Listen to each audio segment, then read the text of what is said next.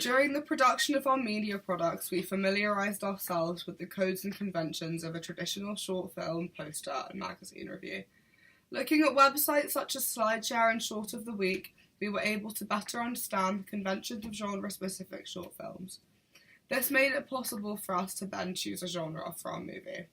During our research process, we discovered that there were 3 types of short film structures: Todorov's model of narrative structure, the joke structure, and experimental structure. We chose to do a comedy short film in the joke structure of a setup and a payoff. We felt our movie would benefit most from being structured around the short film we had seen and liked. We chose Funnel, which we found on Short of the Week. This film was also a joke structure, which set up the protagonist to be locked out of their car. We use this idea of a pointless journey in our own film when the character discovers that the clinic is closed. Our target audience played a role in deciding both the storyline and the characters. Conventionally, comedy films use characters of a similar age to that of their target audience, which makes an audience immediately relate to this character. In comedy movies, characters are often quite extreme. Framing our character around this idea, we created Crystal, who we feel is quite stupid. Another thing that is conventional of comedies is a bright setting, often with naturalistic lighting. We filmed the majority of our film with daylight to coincide with this idea. We found that the camera work was really important in the portrayal of our character. Comedies tend not to depict their characters as inferior or superior, and keep people on an equal level.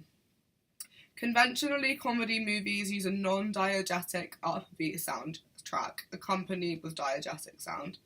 We downloaded royalty-free music from the internet and used our microphone on our phone to record a voiceover, editing it together with Premiere Pro. Wide shots in short films are used to quickly establish a location, and they are also often used in comedies so one can look at a character performing an odd activity from a distance. We shot ours from an extreme long shot in order to convey the audience just how long this journey was. Symbolic codes were important in conveying the personality of our character to the audience. We used mise-en-scène to depict our symbol, placing a bottle of lube and a thong on the nightstand next to our protagonist. This alluded to her promiscuity, which was a key theme in our movie. It also was insinuated that she had woken up from a night out and forgotten to take a contraceptive due to alcohol consumption, which emphasised her lack of responsibility. Comedies are often set in social situations. We have challenged this convention as our character is predominantly alone throughout the film, only speaking to 2 other characters and 1 off-screen.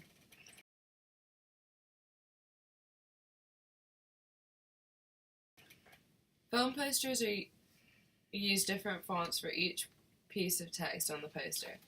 The colours are also different. We themed our poster with different hues of red and blue and downloaded all of our fonts onto the computer and then onto Photoshop from 101 fonts. We googled a credit block and downloaded it into Photoshop, changed the names to make them relevant to our own movie. Then we copied and pasted this into our movie poster. It is essential that a movie poster alludes to the theme of the movie. We used our pamphlets and posters to do this. Phrases such as the clinic gave people an insight into the storyline of our movie. Film posters also often have a tagline, a catchy, enticing short phrase used to draw the audience in. We created the tagline for our poster, "We put the fun in dysfunctional." This is to draw our audience in as a marketing tool. We challenged conventional film posters by not having a large image of our protagonist on the front. We did this as we felt our pamphlet ideas better conveyed our themes.